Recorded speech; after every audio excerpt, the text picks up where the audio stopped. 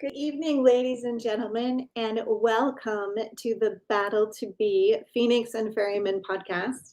And I apologize that we're running a little tiny bit late today. My intended guest, Suzanne Renee, is having a little bit of technical difficulties. And so we're hoping that she's going to be able to pop in here in just a few minutes. But I wanted to say some things to you guys because I made a post today on Facebook.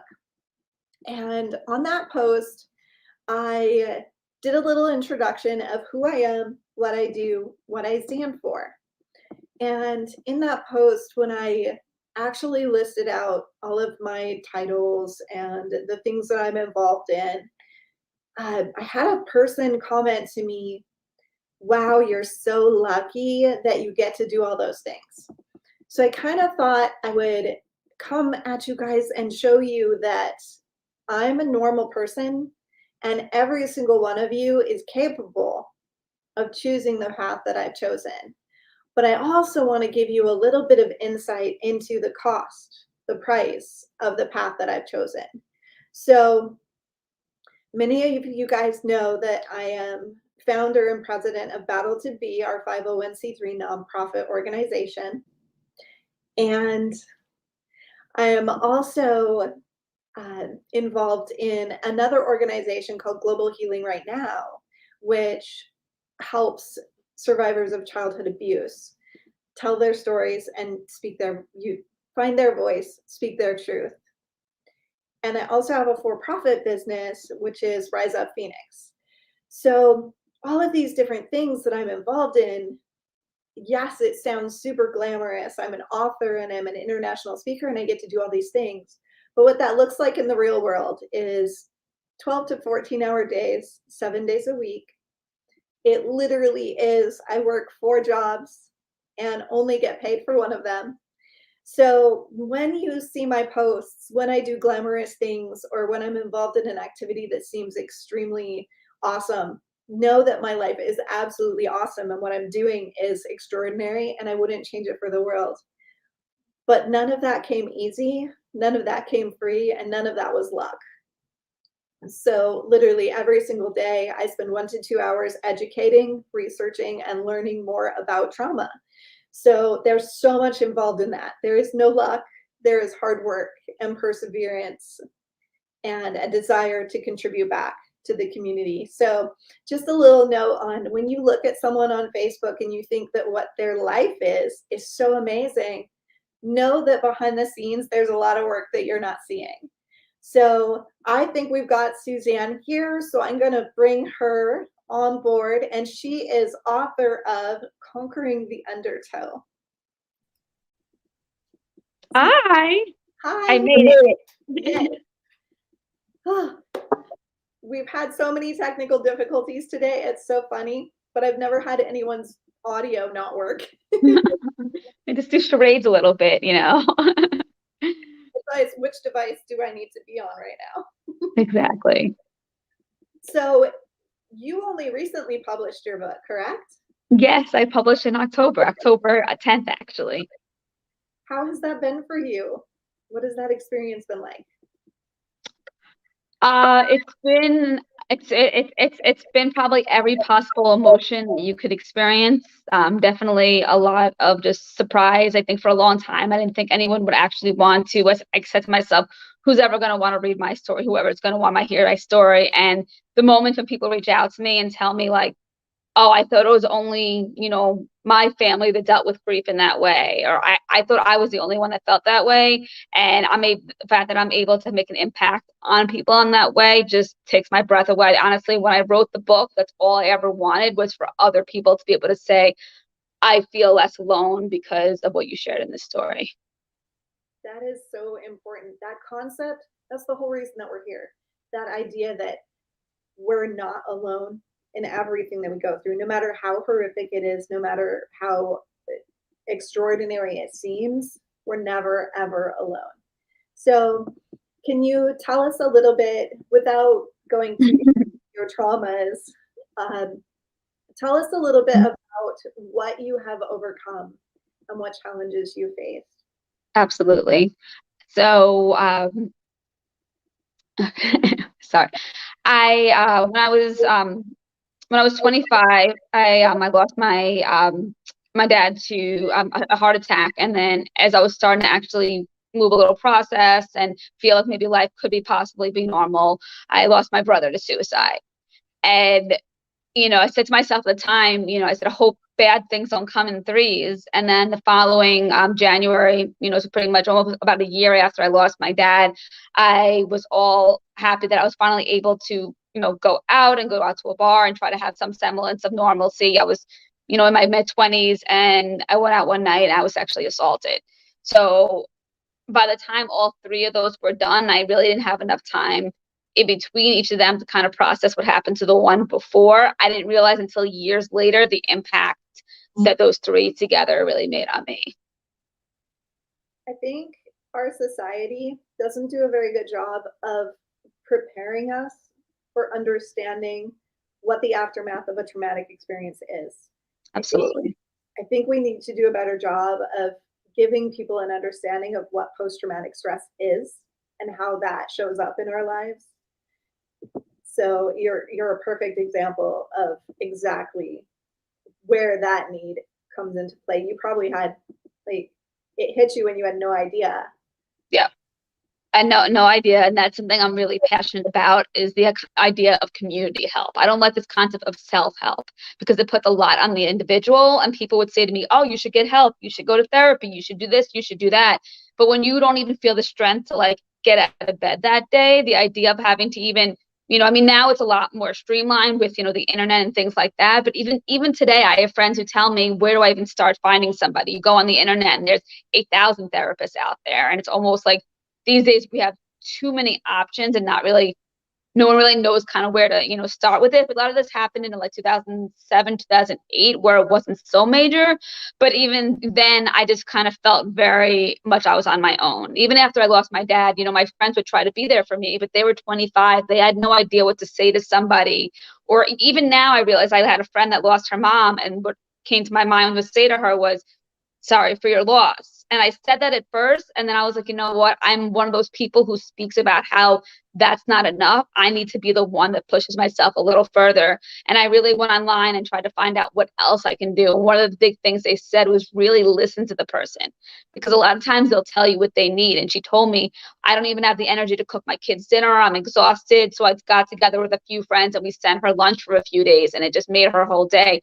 But it's because I didn't just put it on her of like, I hope she feels better. I really took as if it was my loss too. And I think when it comes to a lot of post-traumatic stress, people don't take it in the way of that's my burden or my experience to carry. They're kind of like, well, you deal with it. You figure out a solution. I don't know how to help you. Right. Oh, agreed. Or I'm afraid to help you, or I'm afraid to say something that will make you angry. I don't know what to do. So much of that. Totally. So your focus is primarily on grief and overcoming that. And I believe, if I read your stuff correctly, you're working with clients now also in coaching. Is that correct? Yes, grief, but grief, depression, and just sexual, assault and things like that. As well, I think my main passion though really is the depression, especially in young people. I lost years later after all that happened. I lost a friend to suicide, and I got to the point that I was pretty rock bottom myself. So really, that I think a lot of people are really getting more into the idea of the quarter life crisis, and that a lot of people who are like, oh, you're in your 20s, it's the best time of your life, but it's not. It's a really difficult time to figure out what you should do and really learning to trust yourself. Right. Your 20s is when you step out. You have to be responsible for everything. You have to make your life choices. You deal with primary relationships. Oftentimes you deal with the grief of leaving your parents and having to discover a new world where you're not supported in the same way. There's so much that happens in our 20s. And in the United States, we don't have any forms of ritual transition. We don't create any celebration of transformation. We don't make it a rite of passage. it just happens. You're just dropped and it's like, good luck. Yeah. All of a sudden you're alone. And then what?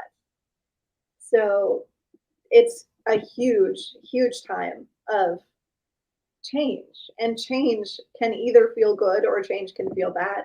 So oftentimes that's when people fall into those traps of negative self-talk, the beliefs that they were raised with, and then realizing things just aren't the way they thought they were going to be. So there's this huge wall of disappointment that Yeah.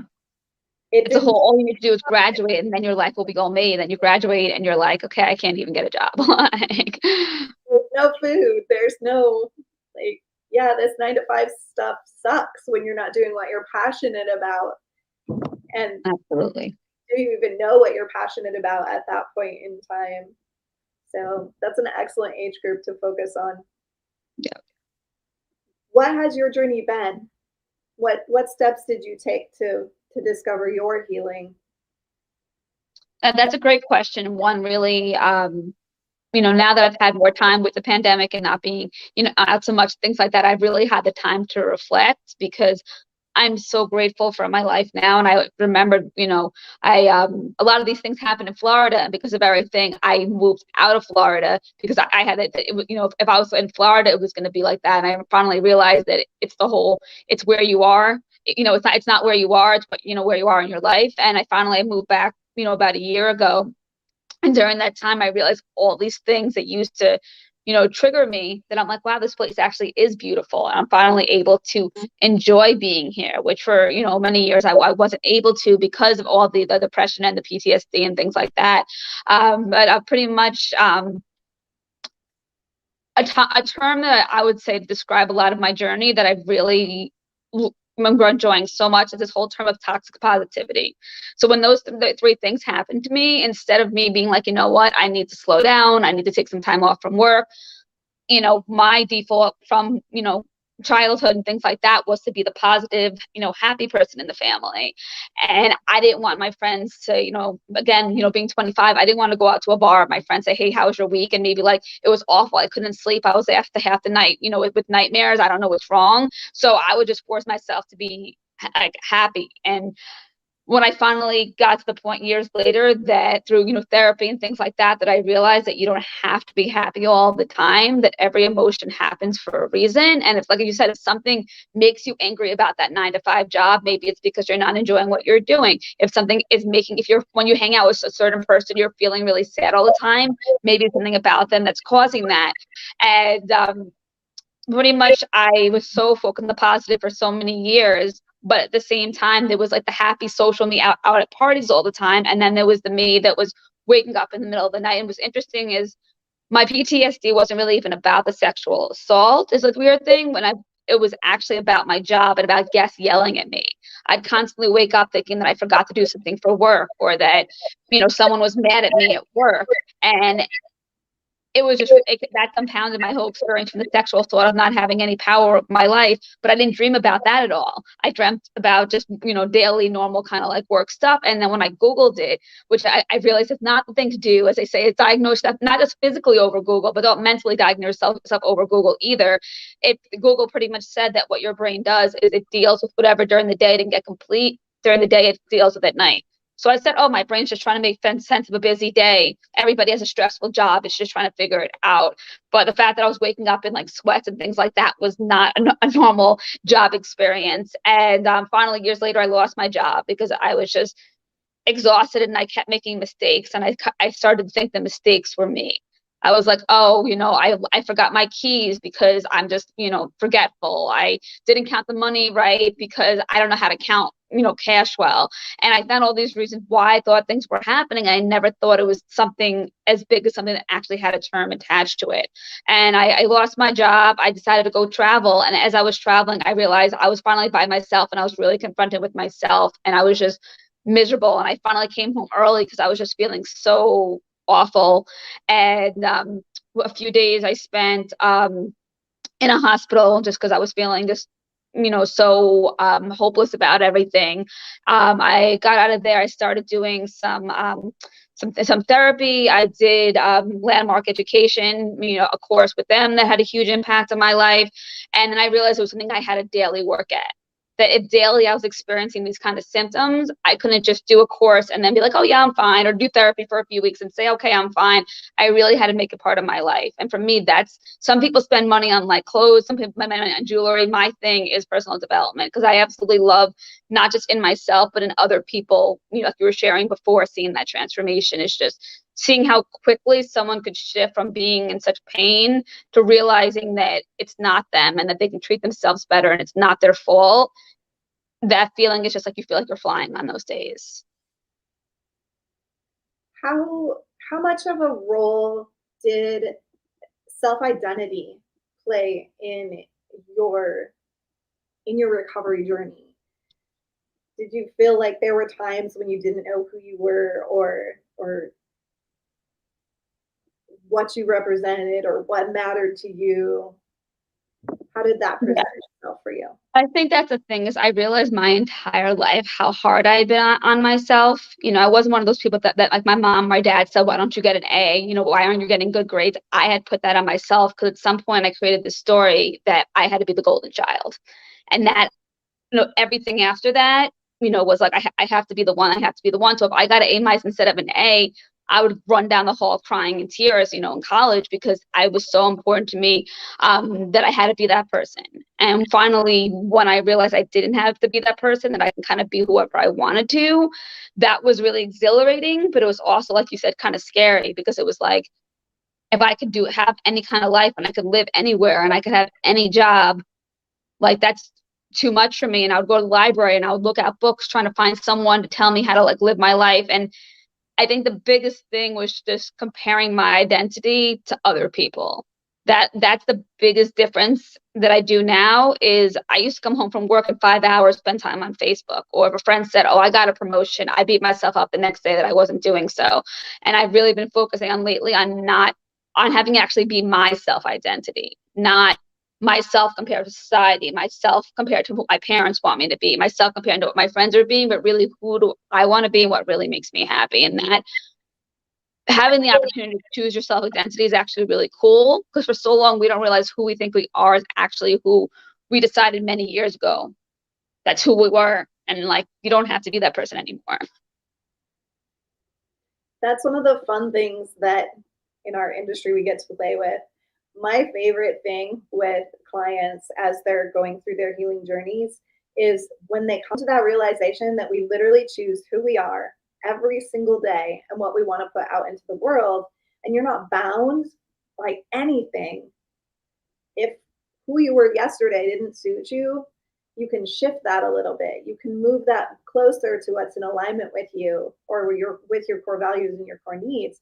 You have the ability to adjust and change anything that you don't like about what you're putting out into the world. So it's a extraordinarily powerful, and definitely, as you say, it can be a really scary place to be at first. But when you learn how to use it, and when you maximize that, and you can be present in your here and now every single day, putting out what you want to be, it's liberating. There's a freedom to that. So do you notice now when you go on Facebook that it's much less emotional, that you don't feel weighed down as much by all the drama and other people's, those comparisons with other people? Well, I think with that, I've done certain things. One is that I've chosen to have really positive mindset kind of people on my Facebook now. So I've actually intentionally made the decision, I'm not going to expose myself to these people if I don't want to. Well, before it was kind of like, okay, I have no option. This is how it is, of really having that choice. And also, I just don't spend as much time like scrolling and looking at their pictures and wondering how great their perfect life is, like kind of you were sharing before. And I'll look at them, they have 2 kids now, how come I can't meet anybody? I really, as soon as I start to notice that, like, oh, I'm starting to wonder if their life's better than mine, then I go and I do something else, because I know that's not a good place to be, and it doesn't change my life at all. And it just makes me feel like not great about myself. So I think, one of the things, like in the book, I have different transformative tips, and one of them is really noticing what you utilize social media for. Now, honestly, I use it more to post things up that are positive, that I'm hoping help other people that are dealing with stuff. And then after I post whatever it is, then I'll sign offline. I don't need to spend an hour on there. It doesn't, do anything. So you mentioned your book. Are there a couple other tips that you'd like to give our audience? Absolutely. My favorite definitely is feel it to heal it. And it's something so small. And when I was told this years ago, I was like, oh yeah, it's a nice concept. But I've really delved into really like living that way every day. And that even if the feelings are, scary or hard or whatever else, I know that avoiding your feelings because they're difficult is the worst thing that you can do. Because I only wanted to experience, like I said before, the happy feelings, and anything that was bad, I almost felt guilty for feeling angry or feeling sad, because it was like, nope, I shouldn't be angry. I should be happy. Why am I feeling this way? I'm going to move on. I'm going to forget about it. And then it stays within you. And I really, that idea of releasing, and saying it's okay to release this feeling. It's okay to not be mad at myself for being mad. Like if I'm mad, it's okay to be mad. I think that, and also just slowing down.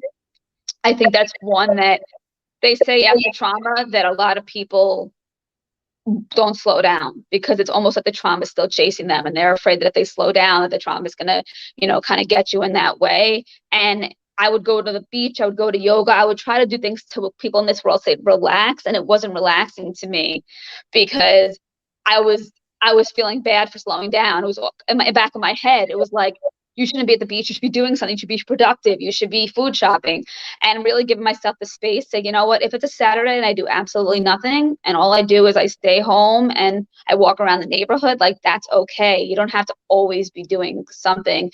You could just be taking a moment to write a poem or write a book, and that, like, that's the interesting thing that they actually say between men, like men and women, a lot of times, is that when a man's doing nothing, he sees it as something, but when a woman's doing nothing, they feel bad they're doing nothing. And that really opened my eyes to people in general, of how often we don't allow ourselves just to do nothing because we think it's like a bad thing, but it actually kind of helps recharge you and rejuvenate you there as well.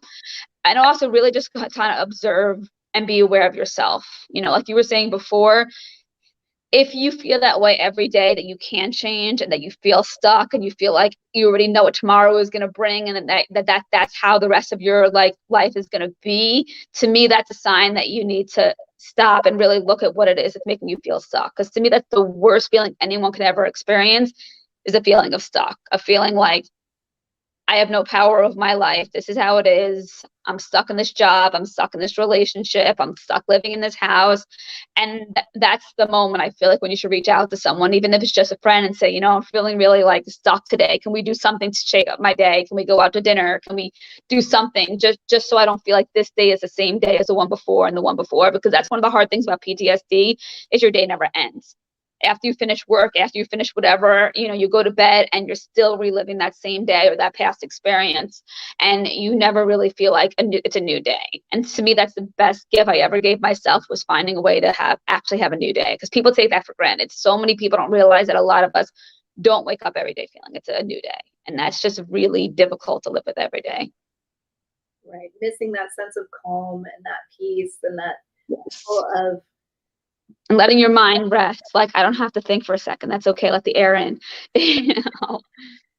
It's, my audience is really, really aware of what PTSD does to your nervous system. But for viewers out there that may not know, this feeling, this sensory experience that she's describing is literally caused by the nervous system being stuck, basically in a hypervigilant state. So if you were to imagine that you're like camping out in the woods and there's a stick that breaks, and that moment when your heart rate increases and you're just alert and you're looking around and you're going, what's that? What's that? There's something out there. That slight sensation of awareness that there may be danger is something that underlies every moment for people who are living with PTSD. They don't get that restful state of calm that so many of us take for granted. So rest, peace, calm is uncomfortable when you first find that again. When you get through the experience of that hypervigilance and you can rest. Have you have you noticed that experience that sometimes the calm is uncomfortable, or that it you're having to adapt to the new silence that's happening? Yeah, I definitely, something that I've really, started to enjoy is just breathing, because I realized, like you were saying, when your nervous system gets that way, what I was not doing for a very long time was breathing. And that's something that's is sometimes like strange to me, to just stop and just be like,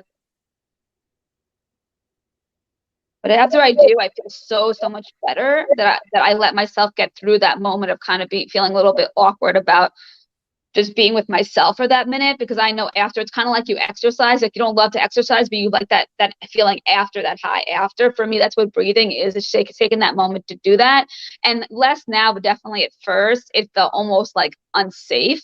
And the same thing with slowing down. That, a lot of things that I've read, that they said people start to feel, they're so used to having that hypervigilant state that you almost feel like uncomfortable not being busy. And I think that was the hardest thing for me. Was I used to, like, work 10 hours and then I'd go out to a bar for 5 hours so that I didn't have to have any, like, downtime. And once I actually had that time of just sitting in my apartment, at first I was like, oh, it's so boring. I'm so bored. And my friend said, maybe bored is a good thing. Says being bored is better than being overwhelmed and stressed out and exhausted. And I started to embrace it as such. I said, I think it's really not judging that uncomfortable state, because it's very easy to say, this is awkward, this is uncomfortable, this is bad.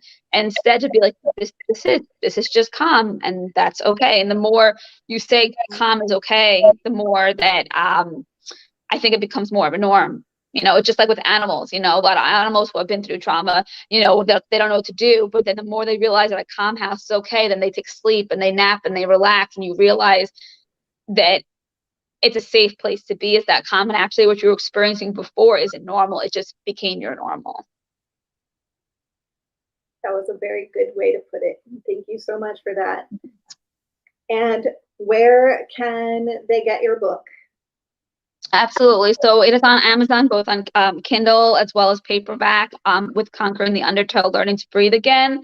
And what I really enjoy about the book is that, it does obviously have a memoir component where I share a lot of the things that I shared about tonight, but I'm kind of just a representative. A lot of people out there that had something happen they did not expect to happen, and then had no idea what to do, and and even if you try so hard to get through it, you often feel that undertow feeling that you start to get up, you stand up, you have one good day, and then you're dragged back down. So throughout each chapter, it has a tip of what you can kind of try out in your life, and they're really simple, easy things, like taking time each day to tell someone something you're grateful for. Those little things, if you put them together and you make them habits, they actually can be very life changing.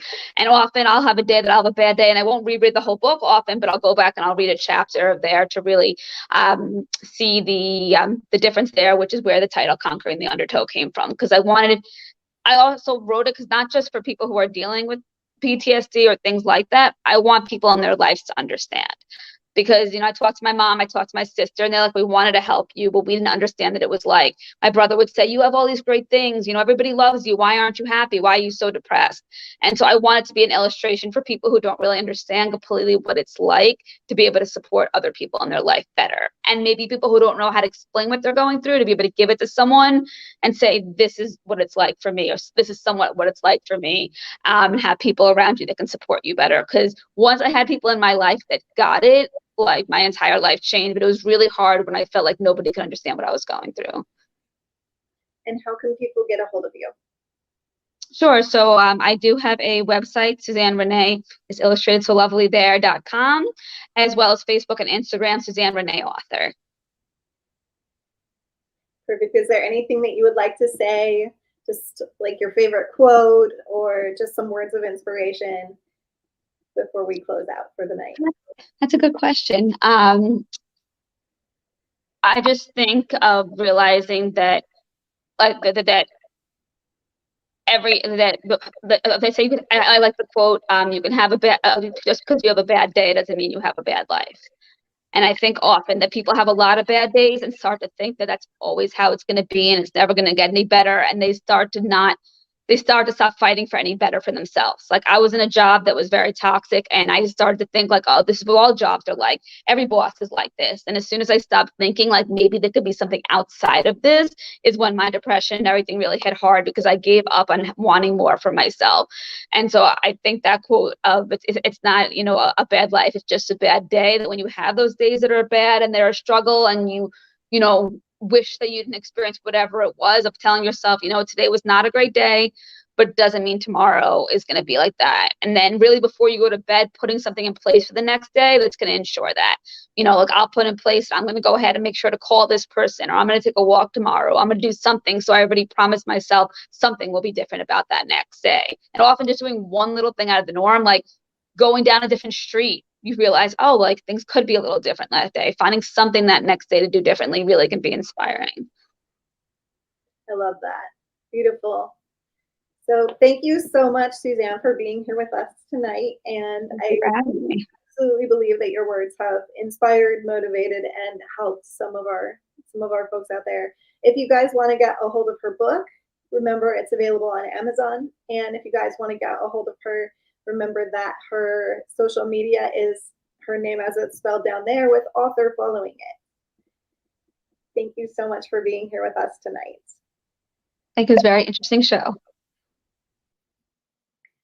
Okay, you guys, to finish off, keep in mind healing isn't linear and those bad days are going to come no matter how far along the healing pathway you are. And that's okay, and that's acceptable, and that's normal. But do follow her advice and change things up. Tomorrow doesn't have to be what today was. So you guys are in control. You guys can do this, and you never have to walk alone.